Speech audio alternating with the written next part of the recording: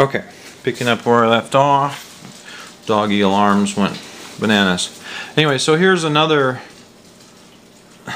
earlier attempt of the KFM3. But what I didn't like is this. It's not a very nice foil.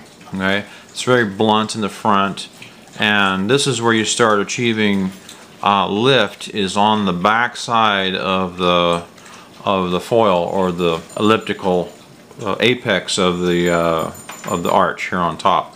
So lift occurs here typically.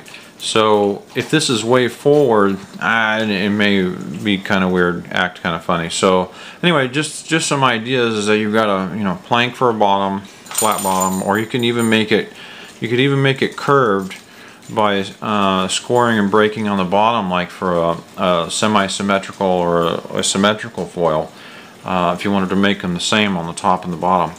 Anyway, so don't like that one so much.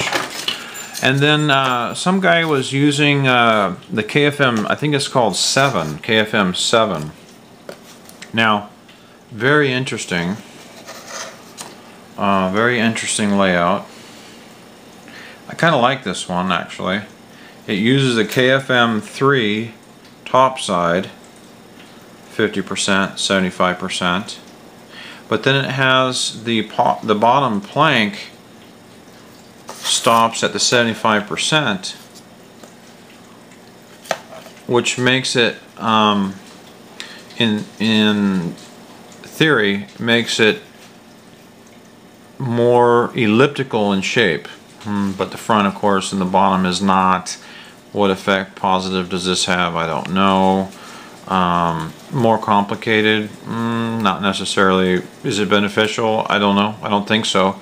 In fact, the comments that some other guy had made about the 7 versus the 3 didn't seem to be any improvement. There was some improved maneuverability, like aerobatic performance perhaps, but that's not what we're after, or not what I'm after anyway.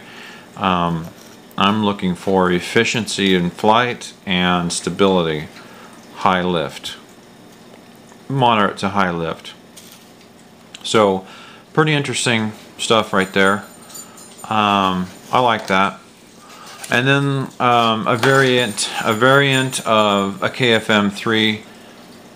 Again, note, here where I'm coming in, this is still a little too blunt for me. I really like how this one turned out. It seems to be still a bit forward, but I like it. And so I made a change to this in that design. I made it further back. So the apex is actually back here about, I think it was a ½ inch. So the apex height is here, and this is a little thinner here. But essentially is all the same design throughout, parallel here, and so forth on that wing over there.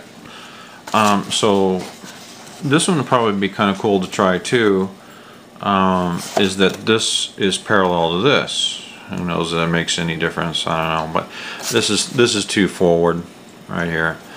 And again, this is with whatever stringers. I mean, you can put a spar through here of wood.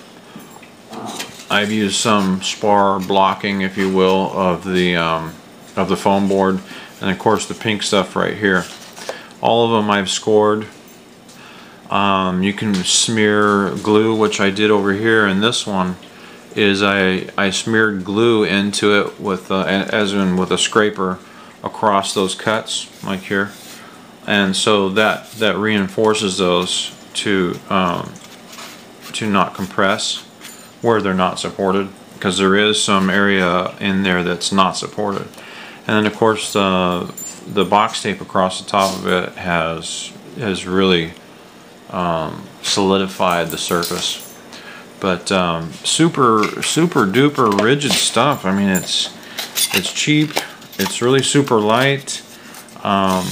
You can build, like in this one, this is 20 grams for this. This is 2 inches wide. So this is a good example of what your wing would weigh if you made a plank wing. This 20 grams times 60, or divided into 60, so it would be, what would that be? 2 into 60 would be 30.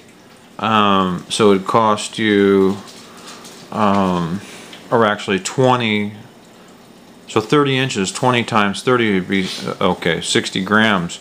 It costs you, no, that's not right.